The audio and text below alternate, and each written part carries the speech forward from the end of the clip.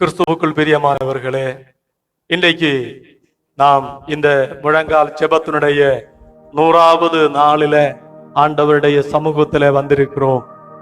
இந்த கொரோனா சம்பந்தமான பிரச்சனைகள் ஆரம்பித்து, லாக்டவுன் ஆரம்பித்து, பல விதமான உபத்திரவங்களுக்குள்ளாக உலகமெங்கும் வேதனைப்பட்டு கொண்டிருக்கிற நாட்களில் ஆண்டவர் தந்த ஆலோசனையின்படியாக தேவ சமூகத்துல ஒவ்வொரு நாளும் 1 மணிக்கூர் முழங்கால நின்று ஜெபிக்கும்படியாக தேவன் அந்த ஆலோசனையின்படியாக கூட இணைந்து ஜெபிக்கிறவர்களை, ஜெப ஆவியினால நிரப்பப்பட்டவர்களை ஒருங்கிணைந்து ஜெபிக்கும்படியாக தேவன் உள்ளத்துல கொடுத்த ஒரு ஆலோசனையின்படியாக மார்ச் மாதம் 30ஆம் தேதி முதல் இந்த ஜெப நாட்களை கடைபிடித்து வரும்படியாக ஆண்டவர் கிருபை செய்தார். ஞாயிற்றுக்கிழமைகள் தவிர உள்ள ஒரு வாரத்தினுடைய 6 நாட்களிலும் நாம் இப்படியாக ஜெபித்து வந்தோம்.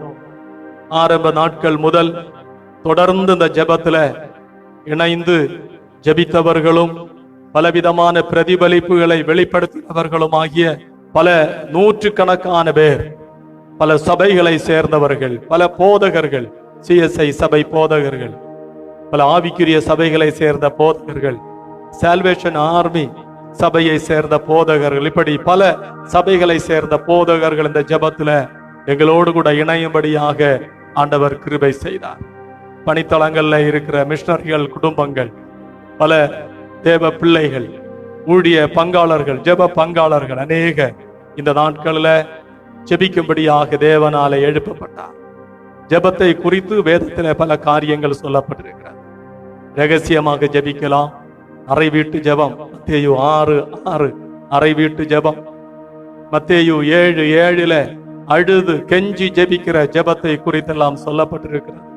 யோவேல் தீர்க்கதரிசியினுடைய புத்தகத்துல உபவாசத்தை கூறுங்கள், ஜனத்தை கூட்டுங்கள் என்று சொல்லப்பட்டிருக்கிறது. எப்படி ஜெபித்தாலும் நம்முடைய ஆண்டவர் ஜெபத்தை கேட்கிறவர். இந்த ஜெபத்தை, இந்த ஆன்லைன்ல உள்ள ஜெபத்தை அநேகரை இணைத்து ஜெபிக்கும்படியாக தேவன் உள்ளத்துல ஒரு பாரத்தை கொடுத்ததுனாலே தான் இப்படி ஜெபித்து கொண்டிருக்கிறோம்.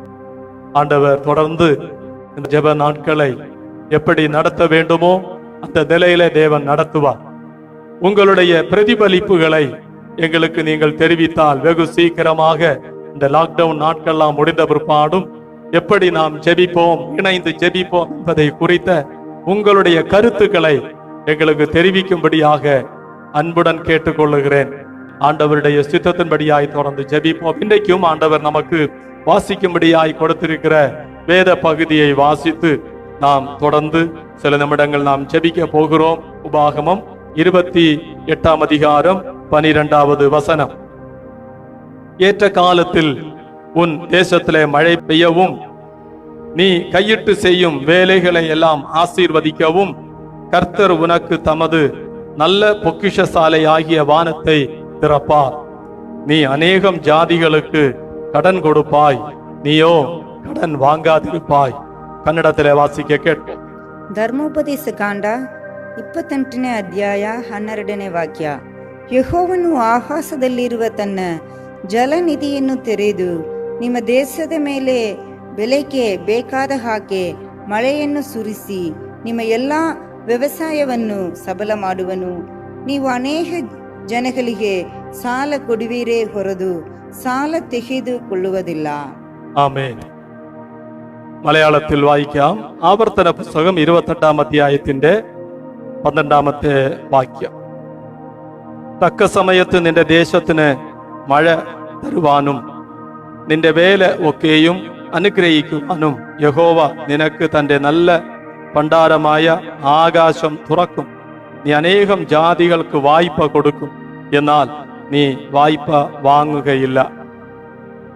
அருமையானவர்களே, உபாகமத்தினுடைய புஸ்தகம் என்று சொன்னாலே 1வது வசனம் முதல் 14வது வசனம் வரையும் எல்லாரும் திரும்ப திரும்ப வாசிக்கும்படியாக விரும்பக்கூடிய வார்த்தைகள். 15வது வசனம் முதல் உள்ள பகுதிகளை எத்தனை பேர் விரும்பி வாசிக்கிறீங்க, அதை எப்படி ஸ்கிப் பண்ணி போறீங்க என்பதையெல்லாம் நீங்கள் தான் அறிவீர்கள். இஸ்ரவேல் ஜனங்களை தேவன் ஆசீர்வதிக்கிற வேளையில இந்த 28ஆம் அதிகாரத்தினுடைய முதல் 14 வசனங்கள் மிகவும் ஒரு ஆசீர்வாதமான வார்த்தைகளாய் காணப்படுகிறது. அது ஆண்டவருடைய கற்பனைகள் படி ஜீவிக்கிறவர்களுக்கு தான் என்பதையும் நாம் அதனுடைய முதல் பகுதிகளில் நாம் காணும்படியாக முடியும். இன்றைக்கு ஆண்டவர் நமக்கு தந்திருக்கிற இந்த வார்த்தையை சற்று தெளிவாக நாம் கற்றுக்கொள்ளும்படியாக பிரயாசப்படுவோம். ஏற்ற காலத்திலே தேசத்திலே மழை பெய்யும், ஜெபிப்போம். கையிட்டு செய்யும் வேலையிலெல்லாம் தேவன் ஆசீர்வதிப்பார், நிச்சயமாகவே தேவன் ஆசீர்வதிப்பார். கர்த்தர் தமது நல்ல பொக்கிஷ சாலையாகிய வானத்தை உங்களுக்காக திறப்பார். உங்களுக்கு தேவன் எல்லாம் நிறைவை தருவார். நிச்சயமாக ஜெபிக்கிற தேவ பிள்ளைகளை ஆண்டவர் ஒருபோதும் கைவிடுகிற ஒரு தேவன் அல்ல. கடைசியில சொல்லப்பட்டிருக்கிற காரியத்தை தான் இன்றைக்கு நாம் சற்று கொஞ்சம் நாம் தியானிக்க போகிறோம். நீ அநேகம் ஜாதிகளுக்கு கடன் கொடுப்பாய், நீயோ கடன் வாங்காதிருப்பாய் என்று சொல்லப்பட்டிருக்கிறது. சற்று கான்ட்ரடிக்டரியாக சிந்திக்க வேண்டிய ஒரு வசனமாய் காணப்படுகிறது.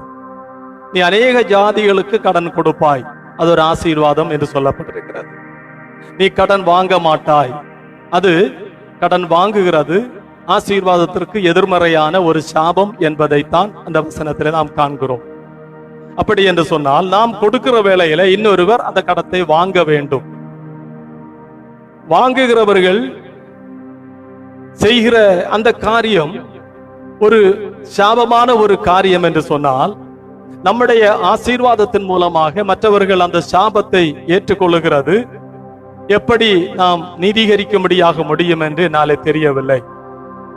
பாருங்கள், ஒரு ஆளுக்கு சாபத்துக்கு நேரான நிலையில நாம் ஒருவரை வழி நடத்துகிறோம் என்று சொன்னால் அது ஒரு பாவமான ஒரு காரியம். அப்படி என்று சொன்னால் கடன் வாங்காமல் இருக்கிறது போல கடன் கொடுக்காமலும் இருக்க வேண்டும் என்பதுதான் நாம் அந்த வசனத்தில் பெற்றுக்கொள்ளும்படியாக முடிகிற ஒரு ஆலோசனையாய் காணப்படுகிறது. அப்படித்தானே? ஆனால் ஆண்டவர் சொல்லுகிற வார்த்தைகளில சில முக்கியமான கருத்துக்கள், ஆழமான கருத்துக்கள் மறைந்திருக்கும் என்பதை நாம் அறிந்து கொள்ள வேண்டும்.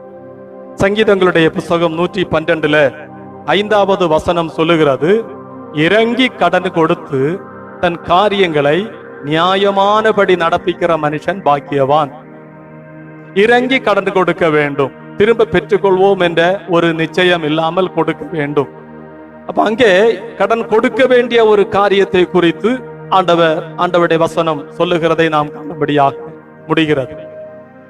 இங்கே நீ அநேக ஜாதிகளுக்கு கடன் கொடுப்பாய் என்று சொல்லி உபாகமத்தினுடைய புஸ்தகத்திலே சொல்லப்பட்டிருக்கிறது. காலையில ஒரு 10,000 ரூபாயை எடுத்து கையிலே வைத்துக் கொண்டு ஊரில் புறப்படுங்க. 10 பேருக்கு 1000 ரூபாய் வீதம் கடன் கொடுக்க வேண்டும். அநேக ஜாதிகளுக்கு என்று சொல்லப்பட்டிருக்கு. அதனால 10 ஜாதிகளை சேர்ந்த 10 பேருக்கு 1000 ரூபாய் வீதம் கடன் கொடுக்க வேண்டும் என்ற ஒரு தீர்மானத்தோடு காலையில புறப்படுங்க. வீட்டுக்கு வெளியே ரோட்ல நின்று ஒருவரை கூப்பிட்டு, தம்பி இங்க வாப்பா, உனக்கு ஒரு 1000 ரூபாய் கடன் தரும்படியாய் விரும்புகிறேன் என்று சொன்னால் இந்த லாக்டவுன் நாட்கள்ல எல்லாரும் சந்தோஷமாய் வாங்கி கொள்வார்கள். நீ அதை உனக்கு எப்பொழுது கிடைக்குது அப்ப திரும்பி தந்தா போதும் என்று சொன்னால் வாங்கி கொள்வார்கள். அவன் வாங்கி கொண்டு போய்விட்டான். இன்னொருவர் வருகிறார். அவரிடத்துல, அண்ணே வாங்க, நீங்க எந்த ஜாதி? ஒருவருக்கு ஏற்கனவே கடன் கொடுத்திருக்கிறேன், அவர் இன்ன ஜாதி.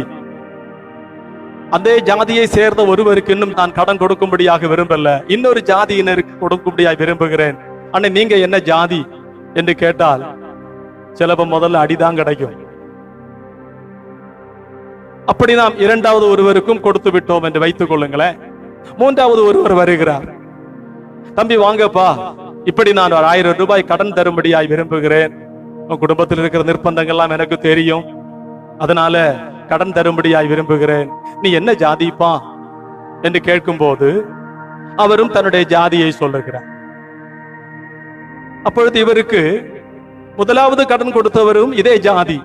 அப்ப இவரிடத்துல சொல்லுகிறார், உனக்கு நான் கடன் தரும்படியாக முடியாது. ஏன்னா உன் ஜாதியில் உள்ள இன்னொருவருக்கு நான் கடன் கொடுத்து விட்டேன், அதனால உனக்கு கடன் கொடுக்கும்படியாக முடியாது என்று சொன்னால் சும்மா போன வம்பை விலைக்கு வாங்குறது மாதிரி இருக்கும்.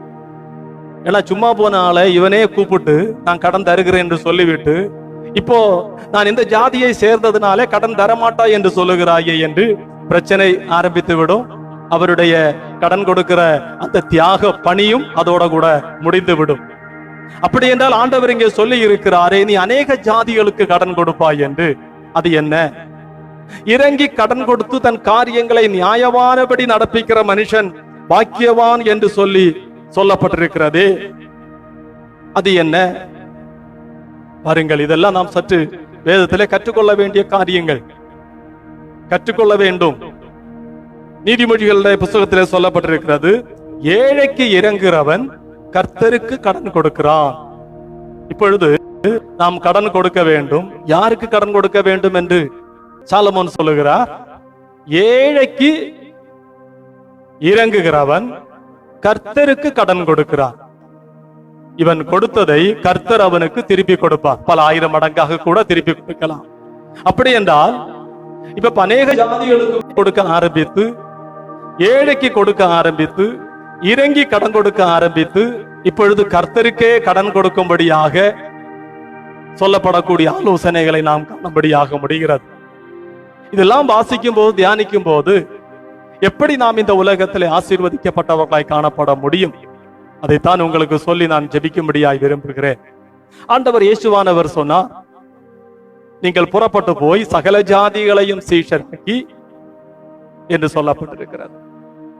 ஆண்டவருடைய ஊழியங்களை செய்யும்படியாக தேவன் தம்முடைய சீஷர்களை அனுப்பும் போது ஒரு வார்த்தையை சொல்லுகிறார், பூமியில இருக்கிற சகல ஜாதிகளையும், பல்லாயிரக்கணக்கான சமூக சமுதாய பிரிவில இருக்கிற எல்லா ஜனங்களுக்கும் சுவிசேஷம் அறிவிக்க வேண்டும், ஏழைக்கு இறங்கி கடன் கொடுக்க வேண்டும், ஏழைக்கு உதவி செய்ய வேண்டும். அது கர்த்தருக்கு நாம் கொடுக்கிற ஒரு கடனாக காணப்படுகிறது. கர்த்தர் அதை திரும்பி தருவா. அப்ப இதெல்லாம் எப்படி நாம் நிதானிக்கும்படியாக முடியும்? சுருக்கமாக சொல்லி முடிக்கிறேன். அருமையான கர்த்தருடைய பிள்ளைகளே, ஆண்டவர் நம்மை ஒவ்வொருவரையும் தெரிந்து கொண்ட ஒரு நோக்கம், இந்த உலகத்தில் இருக்கிற அநேக ஜனங்களுக்கு சுவிசேஷம் அறிவிக்கப்படும் போது, சுவிசேஷம் அறிவிக்கிற காரியங்களுக்காக நாம் நம்முடைய ஒத்தாசைகளை செய்கிற வேளையில நாம் அநேக ஜாதிகளுக்கு கடன் கொடுக்கிற ஒரு ஆசீர்வாதம் நம்முடைய வாழ்க்கையில நிறைவேறுகிறது. அது நாம் ஏழைகளுக்காக இறங்கி ஒவ்வொருவரையும் கண்டுபிடித்து கொடுக்க வேண்டிய ஒரு தேவையில்லை. ஆண்டவருடைய ராஜ்யத்தினுடைய கட்டுப்பணியில நாம் செய்கிற ஒவ்வொரு காரியங்களும் கர்த்தருக்கு நாம் கடன் கொடுக்கிற ஒரு காரியமாக காணப்படுகிறது. அது அநேக ஜாதிகளை சென்று அடைகிற வேளையில உபாகமத்தினுடைய புஸ்தகம் 28ஆம் அதிகாரத்தினுடைய 12வது வசனத்திலே சொல்லப்பட்ட அந்த வாக்குத்தத்தம் நம்முடைய வாழ்க்கையில நிறைவேறும். இல்லாம ஊர்ல இறங்கி ஜாதி கடன் கொடுக்க ஆரம்பிச்சா, நான் ஏற்கனவே சொன்னது மாதிரி 2, 3, 4 பேர்ல அடிதடியோட முடியும்.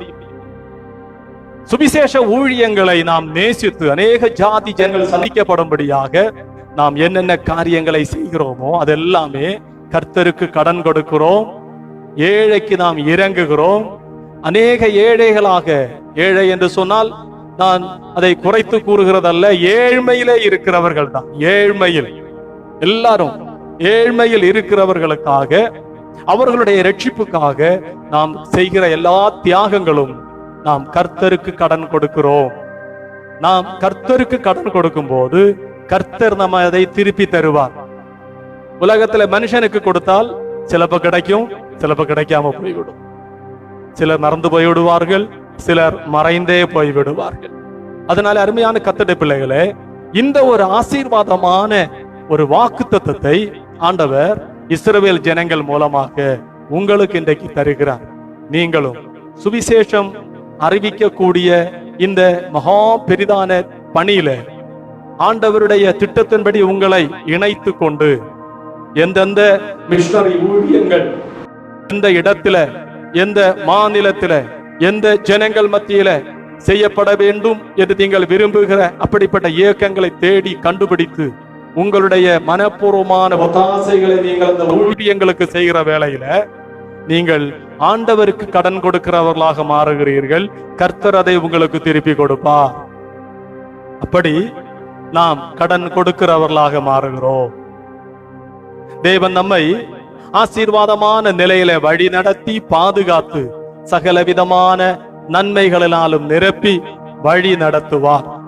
இன்றைக்கு இந்த குடும்பங்களுடைய ஆசீர்வாதங்களுக்காக ஜெபிக்கிற இந்த நாளில உங்களுடைய குடும்பங்களை ஆண்டவர் இப்படிப்பட்ட ஒரு ஆழமான அனுபவங்களுக்குள்ளாக வழி நடத்தும்படியாக மனப்பூர்வமாக உங்களை ஆசீர்வதித்து இந்த வார்த்தைகள் மூலமாக ஆண்டவருடைய தாசைக்காக நாம் எல்லாரும் கண்களை மூடி தேவ சமூகத்துல ஜெபிப்போமா?